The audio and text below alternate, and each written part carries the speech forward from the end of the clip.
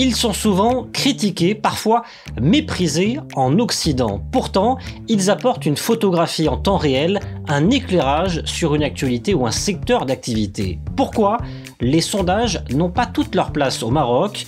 Comment est structuré et comment se porte ce marché aujourd'hui? Comment davantage le développer et l'amener dans la vie quotidienne des Marocains? Passage au scan. Je suis Landry Benoît, vous regardez et écoutez le Scan, le podcast actu de Tel Quel, et ce mercredi 21 juin 2023, je vous propose de parler sondage avec notre invité Monsef Kabaj. Bonjour. Bonjour Landry, merci pour l'invitation. Merci à vous, vous êtes directeur de Clairvision, qui est un institut de sondage et d'études de marché. Vous êtes d'ailleurs expert en sondage et études de marché. Vous êtes membre également du bureau exécutif de l'AMISE, l'association marocaine des instituts de sondage et d'études de marché. Monsef Kabaj, ma première question, elle est toute simple. Que vaut aujourd'hui le marché du sondage au Maroc? En chiffres, ça vaut 250 à 300 millions de dirhams par an.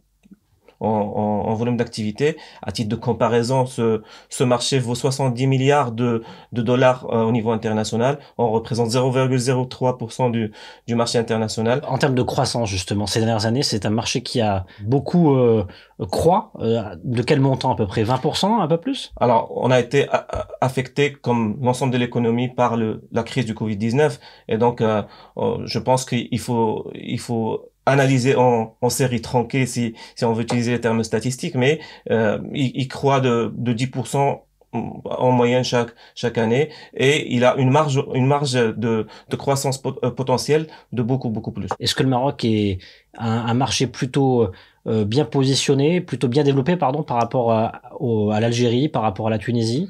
Alors, le marché des études de marché des sondages d'opinion est un marché classique au Maroc depuis plusieurs années. Donc, on a la maîtrise des techniques, on a la maîtrise des technologies, on est quasiment à la pointe de la technologie au niveau opérationnel de la chose, comparativement à l'Algérie, par exemple. On est très bien développé. Maintenant, on est quasiment au même niveau que la Tunisie. On est un peu plus au niveau de l'Égypte, sachant que l'Égypte, c'est 100 millions d'habitants. Mais, et d'ailleurs, la preuve, c'est que nous, on a, par exemple, des partenariats avec des entreprises tunisiennes, avec des entreprises égyptiennes, pour développer le marché commun. Quels sont les types de sondages aujourd'hui qui portent ce marché, et qui sont les acteurs qui passent majoritairement des commandes? Est-ce que c'est l'État, les administrations, ou est-ce que ça reste tout de même le privé, les entreprises? Alors, c'est les deux. L'État est un pourvoyeur de la commande publique intéressante, important. Bien sûr, il y a le secteur privé également. Et puis, il y a les médias. Et donc, on pense que ces trois opérateurs, ces trois segments sont nos clients classiques depuis plusieurs années. Si on devait dessiner un camembert, grosso modo, vous diriez quoi? 50% pour l'État, 40% pour le privé, et puis 10% pour les médias? Moi, je dirais 50, 48 et 2%. D'accord. 2% seulement pour les médias. Oui, tout à fait. C'est incroyable. C'est vrai qu'on a très peu de sondages aujourd'hui dans les médias. Vous-même aujourd'hui, est-ce que vous pensez qu'il y a une marge de manœuvre de croissance dans les médias pour davantage développer les sondages? Moi, je pense que les sondages d'opinion est un baromètre économique, certainement, mais est un baromètre social et sociétal.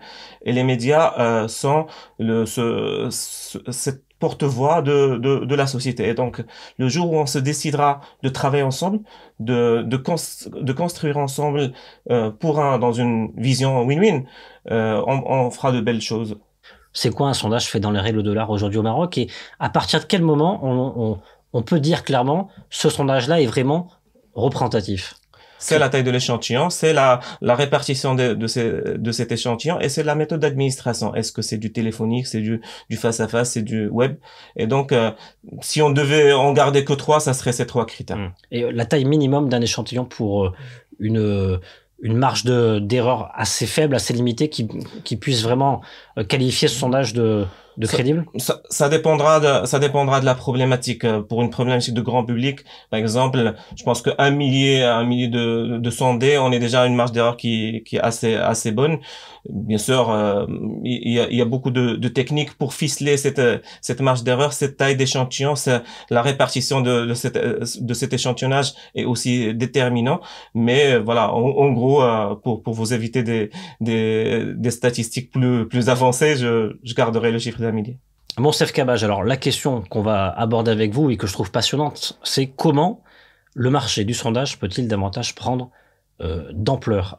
C'est vrai que quand on regarde la presse occidentale, notamment pour parler que de la presse, mais il y a sondage et puis études de marché qui sont aujourd'hui utilisées par les entreprises, par l'administration.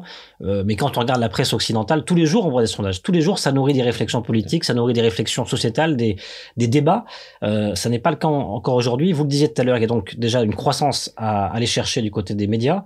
Il y a d'autres leviers pour faire grossir ce marché du sondage? Je pense que à chaque segment, c'est leviers, et le segment de la commande publique, on peut parler d'appels d'offres spécifiques aux enquêtes et aux sondages d'opinion. Aujourd'hui, le sondage est noyé dans une étude stratégique. Et dans beaucoup de cas, on a des appels d'offres de la commande publique qui sont gagnés par des cabinets plus ou moins généralistes et qui font appel à un cabinet de sondage d'opinion pour cette partie sondage d'opinion. Donc, l'idée, premier levier, c'est de réfléchir ensemble, entre peut-être l'association marocaine des instituts de sondage et d'études et les représentants des services publics, comment régler cette question, et comment aujourd'hui, pour un cas d'un baromètre ou d'une enquête qui est purement sondage d'opinion, comment faire que les entreprises qui sont du secteur du sondage d'opinion, eux qui ont la possibilité de répondre, ça fera bien sûr gagner en matière d'efficacité budgétaire, mais ça fera surtout gagner en matière de qualité du rendu. Ça, c'est par rapport à la commande publique. Juste à titre d'exemple, on a un ministère qui s'occupe de l'évaluation des politiques publiques. Oui.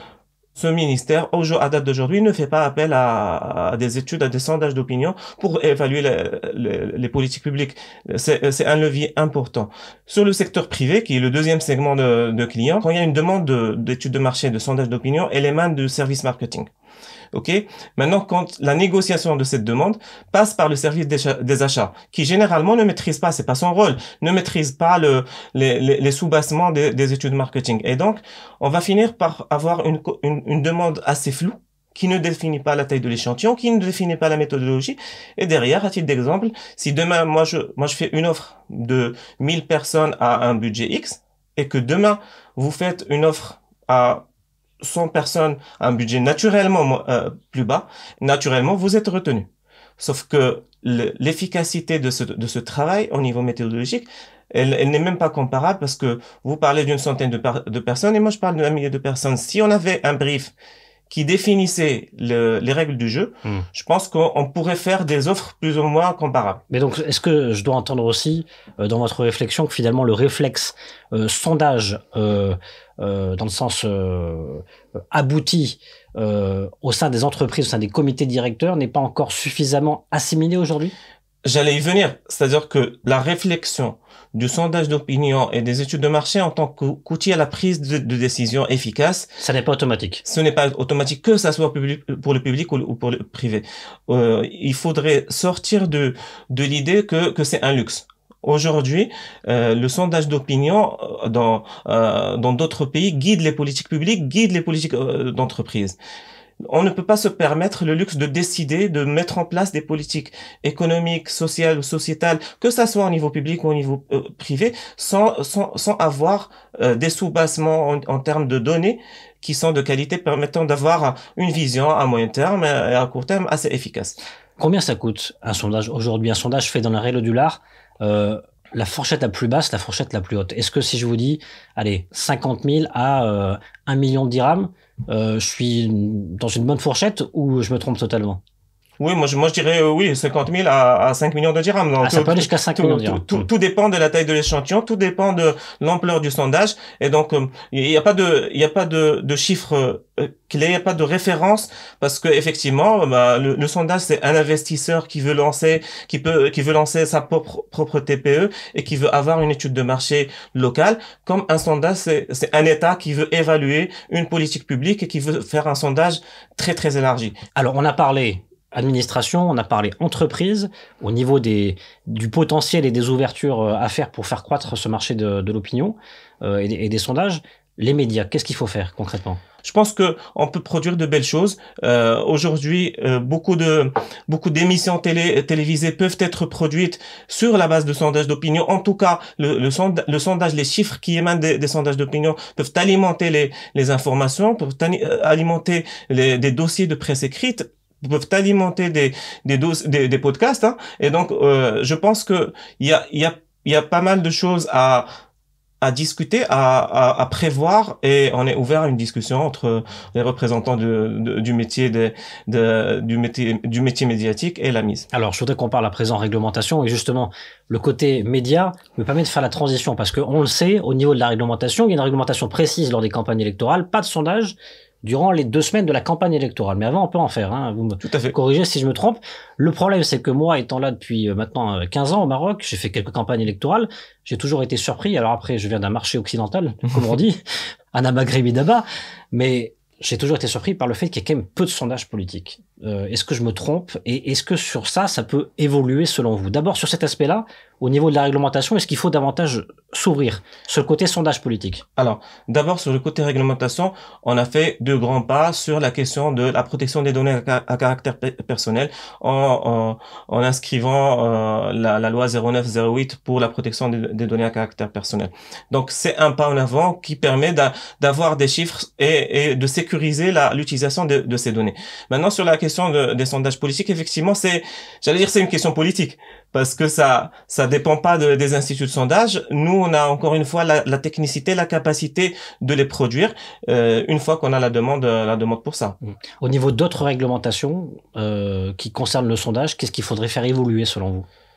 Principalement 2 aspects. Le premier aspect, c'est cette spécificité des sondages d'opinion dans le cadre des marchés publics. C'est-à-dire que aujourd'hui, quand le marché concerne une enquête, un sondage d'opinion, une étude de marché, je pense qu'il faudrait trouver le bon aiguillage pour que les entreprises spécialisées en la matière peuvent être les plus les plus à même à répondre à cette demande.